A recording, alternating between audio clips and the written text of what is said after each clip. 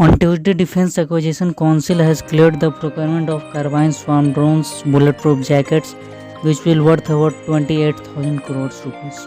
The government of India plans to sanction glide-fire surface-to-surface missile under Mark II category with industrial partners, where no government funding will be provided for prototypes development purpose. Glidefire SSM is intended to be a lightweight, modular, and cost-effective missile solution to target elusive and land targets. By looking the effectiveness of hypersonic missile in modern warfare, the government have fast-tracked the development of hypersonic missile systems. India will soon develop its own hypersonic missile with Russian support.